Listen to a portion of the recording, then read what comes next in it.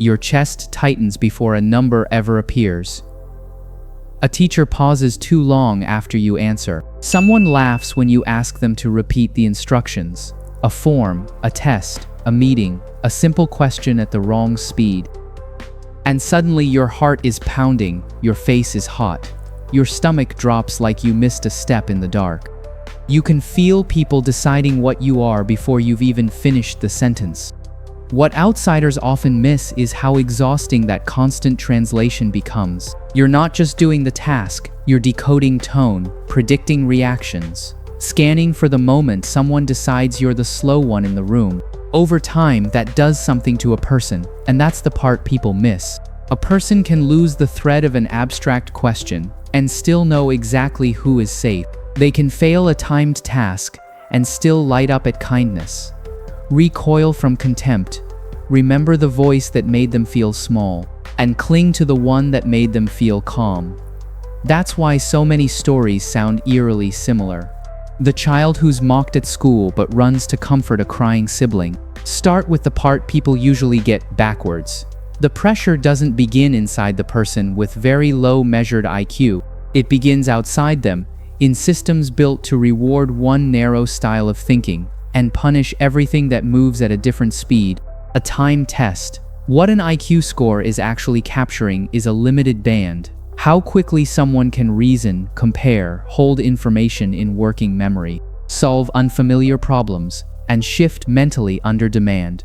Those tasks lean heavily on networks involved in planning, abstraction, and processing speed. So when psychologists talk about extremely low IQ, they're not describing an empty mind or a person with no inner life. This is where the mechanism becomes visible. Put someone in front of a page of symbols, a clock ticking in the corner, fluorescent lights buzzing overhead, and instructions delivered once at full speed. A person with stronger abstract reasoning may compress that into a plan almost automatically.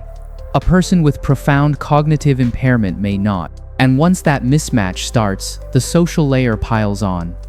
The teacher repeats the instruction with impatience. A parent jumps in too fast. A manager stops explaining and starts simplifying their tone. That's one of the most important corrections psychology makes here. The bottleneck isn't humanity, it's a specific kind of symbolic and abstract processing. And this is why the phrase different cognitive architecture matters more than people think.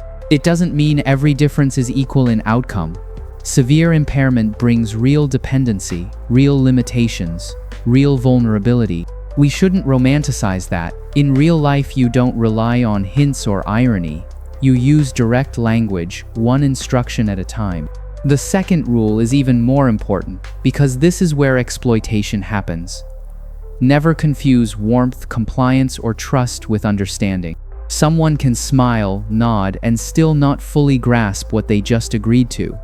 Someone can be deeply affectionate and still be highly vulnerable to pressure, highly vulnerable to flattery, urgency, and false authority. That's why boundary protection has to become external before it becomes internal.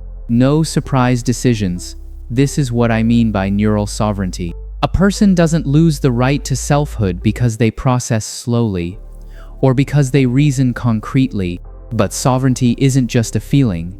It needs structure. And if you're the one listening because you were called slow or dense for years, there is a defense protocol for you too. Stop measuring your safety by how well you can keep up with other people's pace. That race will damage your judgment faster than your limitations ever did. Your first job is to notice your body before you notice the social pressure. Do your shoulders harden when someone talks too fast? That answer says more about human intelligence than most people realize.